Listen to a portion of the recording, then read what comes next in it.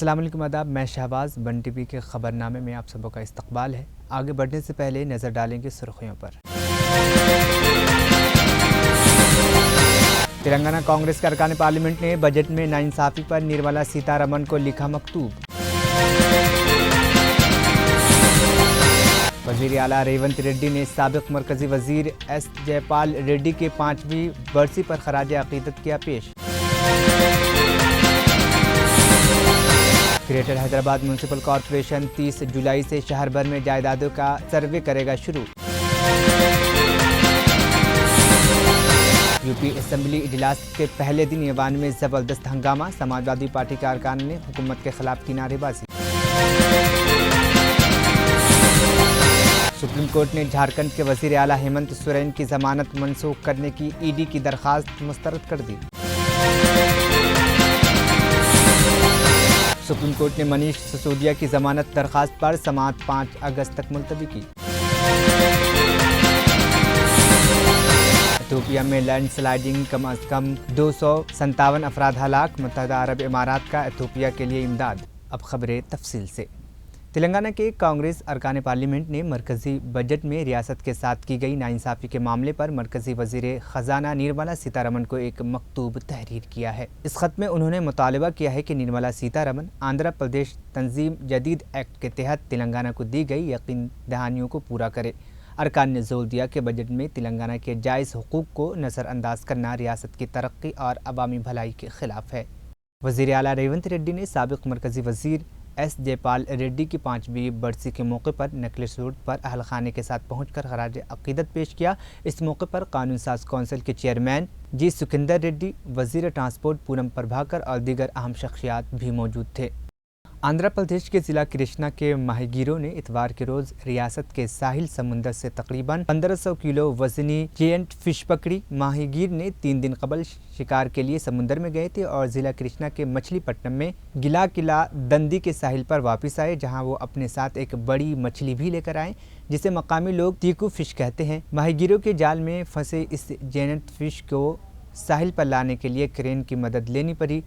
जब ये मछली साहिल पर लाई गई तो वहाँ मकामी आवाम का हुजूम जमा हो गया, जो इस नायाब मछली को देखने के लिए बेताब था।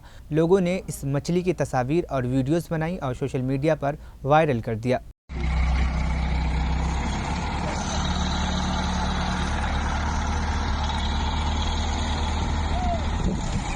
Greater Hyderabad municipal corporation GHMC 30 जुलाई से शहर हैदराबाद में तमाम जायदादों, मकानात वगैरह का तफसीली सर्वे शुरू कर रहा है। इस सर्वे के दौरान बल्दी ओहदेदार घर घर जाकर ज़रूरी मालूमात इकट्ठा करेंगे। शहरियों से दरख्वास्त की गई है कि वो अपनी ज़रूरी दस्तावेज़ात और उनकी फ़ोटो कापियाँ तैयार रखें ताकि ओहदेदारों के हवाले की जा सके। GHMC की जानिब से हफ्ते के रोज़ जारी करदा प्रेस नोट में कहा गया था कि जायदाद के मरबूत जियोग्राफिक इंफॉर्मेशन सिस्टम सर्वे के तहत फील्ड JIS सर्वे शुरू किया जा रहा है। इस सिलसिले में इमारत की तामीर की इजाज़त, कब्ज़े की तफसीलात, प्रॉपर्टी टैक्स की ताज़ा तरीन रसीद, पानी और बिजली की बिल, मालिक की शनाख्ती तफसीलात और कमर्शियल प्रॉपर्टीज़ के लिए तिजारती लाइसेंस नंबर शामिल है। प्रेस नोट में मज़ीद वजाहत की गई है कि ये सर्वे इब्तदा में शहर के मज़ाफ़ाती इलाकों जैसे उपल, हयात नगर, हैदर नगर, कोकटपल्ली, KPHB कॉलोनी, मियाँपुर और चंदा नगर में किया जाएगा और वक्त के साथ साथ इसे शहर के दीगर इलाकों तक तवसी दी जाएगी। GHMC ने यकीन दहानी कराई है कि जमा करदा मालूमात राजदारी के उसूलों के तहत रखी जाएगी और उनका इस्तेमाल शहरी इंतज़ाम, तरक्याती सरगर्मियों और शहरियों को बेहतर सहूलतों की फराहमी के लिए किया जाएगा। सुप्रीम कोर्ट ने झारखंड के वज़ीर आला हेमंत सोरेन की जमानत को मनसूख करने की ईडी की दरखास्त को मुस्तरद कर दिया है। 29 जुलाई को इस दरखास्त पर समाअत करते हुए सुप्रीम कोर्ट ने कहा कि हाईकोर्ट की जानिब से दी गई जमानत के हुक्म में कोई गलती नहीं है और इसमें मुदाखलत की कोई ज़रूरत नहीं है। अदालत ने ईडी की दरखास्त को मुस्तरद करते हुए हाईकोर्ट के फैसले को बरकरार रखा। 28 जून को झारखंड हाईकोर्ट के सिंगल बेंच ने हेमंत सोरेन को कुछ शराइत के साथ बाकायदा जमानत दी थी। हाईकोर्ट ने अपने फैसले में कहा था कि ईडी ने अभी तक कोई ठोस सबूत पेश नहीं की है कि हेमंत सोरेन ने 8.86 एकड़ ज़मीन के कब्ज़े में बराह रास्त कोई किरदार है या उन्होंने इसकी आड़ में कोई जुर्म किया है। ईडी ने हाईकोर्ट के इस हुक्म को चैलेंज करते हुए सुप्रीम कोर्ट से रुजू किया था। हाईकोर्ट से जमानत मिलने के बाद हेमंत सोरेन ने 28 जून की शाम को रांची के होटवार में वाक़ बरसा मुंडा सेंट्रल जेल से बाहर आए और 7वें दिन दोबारा वज़ीर आला के ओहदे का हलफ लिया। इससे कबल ईडी ने उन्हें 31 जनवरी को ज़मीन घोटाले से मुतालिक मनी लॉन्ड्रिंग केस में गिरफ्तार किया था और 5 माह तक जेल में रहे। गिरफ्तारी के साथ ही उन्होंने वज़ीर आला के ओहदे से इस्तीफ़ा भी दे दिया था। यूपी असम्बली का मानसून इजलास के पहले दिन ही ऐवान में शदीद हंगामा देखने को मिला। समाजवादी पार्टी के अरकान असम्बली ने हुकूमत के खिलाफ नारेबाजी की। इनके हाथों में तख्तियाँ और पोस्टर थे जिन पर खुश्क साली, सैलाब, बिजली की कटौती और किसानों के मसाइल जैसे मौज़ूआत दर्ज थे। स्पीकर सतीश महाना ने उन्हें हंगामा न करने की दरख्वास्त की, लेकिन अरकान ने अपनी नारेबाजी में मसरूफ़ रहे। इजलास के आगाज़ के साथ ही अपोजिशन ने अवामी मसाइल पर हुकूमत को घेर लिया। समाजवादी पार्टी ने वाज़ेह किया है कि असम्बली का ये इजलास अवामी मसाइल के हल के बगैर नहीं गुजरेगा। योगी आदित्यनाथ ने इजलास के आगाज़ पे कहा कि रियासत ने फरवरी में अपना बजट पास किया था और मानसून इजलास में पहला ज़िमनी मुतालबा पेश किया जाएगा और यकीन दिलाए कि हुकूमत हर मसले का जवाब दा होगी। इसके बरक्स अपोजिशन लीडर माता प्रसाद पांडे ने कहा कि उत्तर प्रदेश इस वक्त संगीन मसाइल का शिकार है, जिनमें सैलाब, अमन व अमान की खराबी और बदअनवानी शामिल है। उन्होंने यकीन दिलाया कि समाजवादी पार्टी अवामी मसाइल को मजबूती से उठाएगी और हुकूमत को उन्हें हल करने पर मजबूर करेगी। इससे तो दूर नहीं होंगी। आपका विषय क्या है? विषय यह है कि आज नेता प्रतिपक्ष ने बिजली के ऊपर नियम 56 में सूचना दी है, उसको मैंने स्वीकार किया है। जो सूचना आपने दी है उसको मैंने स्वीकार किया, तो उसके ऊपर चर्चा होगी नियम 56 पर। तो आप क्यों ये करना चाहते हैं? चलिए, आपका मैसेज हो गया। मेरा आपसे निवेदन है, नहीं दिल्ली के साबिक नायब वज़ीर आला मनीष सिसोदिया की ज़मानत की दरख्वास्त पर सुप्रीम कोर्ट में समाअत 5 अगस्त तक मुलतवी कर दी है। सिसोदिया ने अपने पिछले 16 माह जेल में बंद रहने का हवाला देते हुए ज़मानत की दरख्वास्त दायर की थी। अदालत ने कहा कि सीबीआई का जवाब तो दाखिल हो चुका है, लेकिन ईडी का जवाब अभी बाकी है। सिसोदिया ने दिल्ली की आबकारी पॉलिसी में मुबैना घोटाले से मुताल्लिक़ बदअनवानी और मनी लॉन्ड्रिंग के मामलात में ज़मानत की दरख्वास्त दी है। दरख्वास्त में ये भी दलील दी गई है कि गुज़िश्ता साल अक्टूबर से केस में कोई पेश रफ्त नहीं हुई है। सुप्रीम कोर्ट ने 16 जुलाई को सिसोदिया की दरख्वास्तों पर समाअत के लिए रजामंदी जाहिर की थी और सीबीआई व ईडी से जवाब तलब किया था। वाज़ेह रहे कि सीबीआई ने 26 फरवरी 2023 को सिसोदिया को दिल्ली आबकारी पॉलिसी केस में गिरफ्तार किया था और ईडी ने उन्हें 9 मार्च 2023 को मनी लॉन्ड्रिंग केस में गिरफ्तार किया था। सिसोदिया ने 28 फरवरी 2023 को नायब वज़ीर आला के ओहदे से इस्तीफ़ा दे दिया था। अदालत ने 3 जून को सिसोदिया की ज़मानत की दरख्वास्तों पर समाअत करने से इनकार कर दिया था, लेकिन बदअनवानी और मनी लॉन्ड्रिंग से मुताल्लिक़ चार्जशीट दाखिल होने के बाद दोबारा दरख्वास्त दायर करने की इजाज़त दी थी।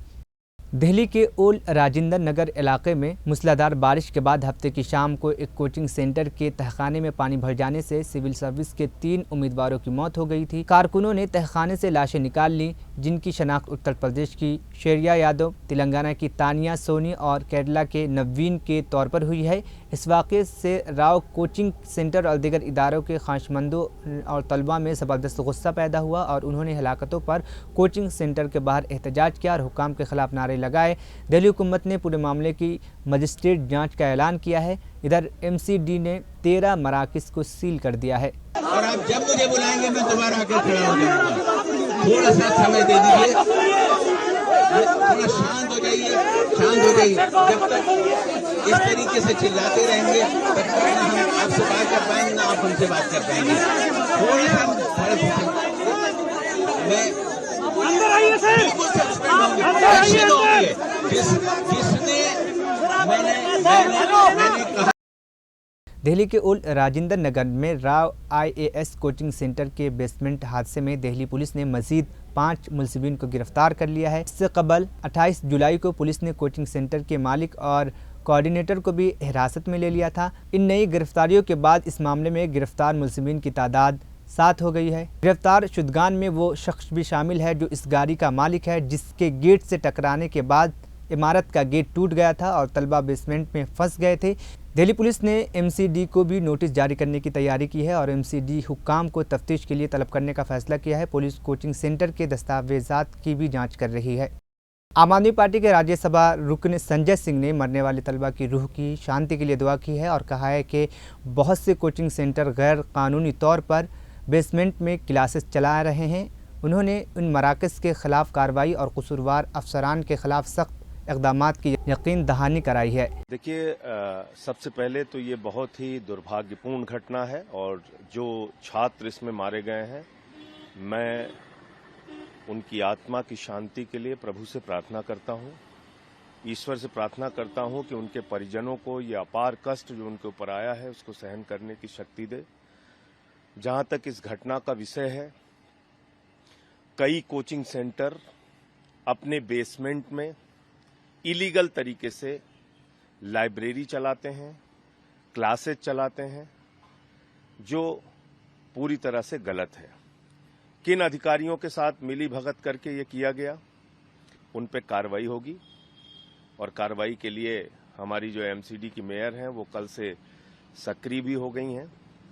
हमारे डॉक्टर सेली ओबराय, हमारे स्थानीय विधायक और सेली ओबराय जी, वो लोग वहाँ मौके पे भी रात भर मौजूद रहे। मैं एक दूसरी बात ये भी करना चाहता हूँ कि जो मंत्री सौरभ भारद्वाज जी का, आतिशी जी का, गोपाल राय जी का और इमरान हुसैन का जो वीडियो सामने आया है अधिकारियों के साथ मीटिंग का, वो मीटिंग बारिश के पहले हो रही है। उस समय उन्होंने, मंत्रियों ने बार बार कहा कि डीसिल्टिंग कराइए, नाले जाम हो गए हैं, पानी भर सकता है, अभी बारिश जब शुरू होगी समस्या आ सकती है और लंबे समय से ये समस्या है। अधिकारी काम नहीं कर रहे हैं और उस पर कार्रवाई करने की जिम्मेदारी किसकी है? एलजी की है। तो मैं बीजेपी वालों से पूछना चाहता हूं कि दिल्ली के लोगों को आप सजा दे रहे हैं, उनकी जिंदगी आप नरक बनाना चाहते हैं। आपने जबरदस्ती करके सुप्रीम कोर्ट के आदेश के बावजूद आपने एक नोटिफिकेशन जारी करके, एक अध्यादेश जारी करके दिल्ली के सारे अधिकार ट्रांसफर पोस्टिंग के छीन लिए और अब जब कार्रवाई करने की बात आती है तो एलजी के साथ मिलकर आप साजिश रच रहे हैं। ये बीजेपी की गहरी साजिश है कि दिल्ली को नरक बना के रखो, बर्बाद करके रखो। इनको एक्सपोज करेंगे, इनको पूरे देश और दिल्ली के सामने इनको एक्सपोज करेंगे। और मैं तो माननीय सुप्रीम कोर्ट से और सीजीआई महोदय से भी कहना चाहता हूं कि कृपा करके देखिए क्या हालत बना रखी है इन्होंने। ऐसी साजिश आप रच रहे हैं कि नाले भरे रहें, बाढ़ आ जाए, कोई फर्क नहीं। मंत्री बार बार कहते रहे आपको साइट जाने का मौका नहीं है, आपको कार्रवाई करने का मौका नहीं है। तो ये किसके कहने पे किया गया? बीजेपी और एलजी के कहने पर। ये आपराधिक कृत्य है, इस पर कार्रवाई होनी चाहिए। सर जी, एक छोटा सा सवाल, ये कि शिकायत की गई थी कि बेसमेंट में कमर्शियल एक्टिविटी चल रही है, 1 महीने पहले ही कर दी गई थी। ये कमर्शियल एक्टिविटी एक दिन से नहीं चल रही है। ये कोचिंग और बेसमेंट में जो क्लासेस चल रही हैं या लाइब्रेरी चल रही है या क्या 1 साल से चल रही है, जब से बीजेपी गई है और आम आदमी पार्टी आई है। 15 साल तो बीजेपी थी यहाँ पे, आज एक दिन से तो नहीं चल रही है। ये कोचिंग सेंटर और बेसमेंट में क्लासेस तो वर्षों से चल रहे हैं। किसकी मिली भगत से चल रहे थे, आप बताइए मुझे। और खुद आज एलजी का बयान है कि 10 साल से नाले साफ नहीं हुए एमसीडी के। तो कौन 10 साल से एमसीडी में कौन बैठा हुआ था? अमरीकी नायब सदर कमला हैरिस की इंतखाबी मुहिम चलाने वाले अमले ने कहा है कि डेमोक्रेटिक पार्टी के सदारती उम्मीदवार बनने के बाद से एक हफ्ते में $20 करोड़ इकट्ठे किए गए हैं। बरतानवी खबर रसा एजेंसी के मुताबिक कमला हैरिस के अमले की जानिब से यह बताया गया है कि इस मुहिम में 1,80,000 नए रसाकारों को शामिल किया गया है। कमला हैरिस की इंतखाबी मुहिम की डिप्टी मैनेजर ने एक्स पर लिखा कि जिस हफ्ते हमने मुहिम का आगाज़ किया, कमला हैरिस ने $20 करोड़ इकट्ठा कर लिए हैं, जिनमें से 22% रकम नए अतिया दहिंदगान के जानिब से मिले हैं। हमने 1,80,000 नए रज़ाकारों को साइन अप किया है। मुत्तहिदा अरब इमारात ने जनूबी इथियोपिया में लैंड स्लाइडिंग के नतीजे में कम अज़ कम 235 अफराद की हलाकत के बाद ज़रूरी इमदादी सामान से लदा एक तैयारा रवाना किया है। इमारात के सरकारी न्यूज़ एजेंसी ने को रिपोर्ट में वाज़ेह किया कि मुत्तहिदा अरब इमारात की इमदादी कोशिशों का मकसद कुदरती आफत से मुतासिरा होने वालों को फौरी मदद फराहम करना है। मुत्तहिदा अरब इमारात के वज़ीर ममलिकत बराए बैनुल अक़वामी ताउन रीम बिनती इब्राहिम अल हाशमी ने बताया कि ये कोशिश दुनिया भर में मुतासिरा कम्युनिटीज़ की मदद के लिए इमारात के अज़्म को वाज़ेह करती है। इथियोपिया के जनूबी इलाके में शदीद बारिशों के बाद मिट्टी के तोदे गिरने के नतीजे में जानी नुकसान और मुतअद्दिद इमलाक को शदीद नुकसान पहुँचा है। आखिर में सुर्ख़ियाँ एक बार फिर। तेलंगाना कांग्रेस के अरकान पार्लियामेंट ने बजट में नाइंसाफी पर निर्मला सीतारमण को लिखा मकतूब। वज़ीर आला रेवंत रेड्डी ने साबिक मरकजी वजीर एस जयपाल रेड्डी के 5वीं बरसी पर खराज अकीदत किया पेश।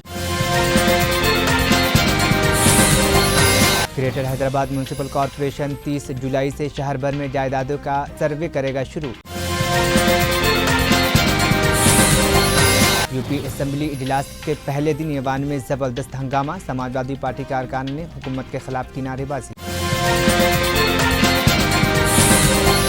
सुप्रीम कोर्ट ने झारखंड के वजीर आला हेमंत सोरेन की जमानत मनसूख करने की ईडी की दरखास्त मुस्तरद कर दी। सुप्रीम कोर्ट ने मनीष सिसोदिया की जमानत दरखास्त पर समाअत 5 अगस्त तक मुलतवी की।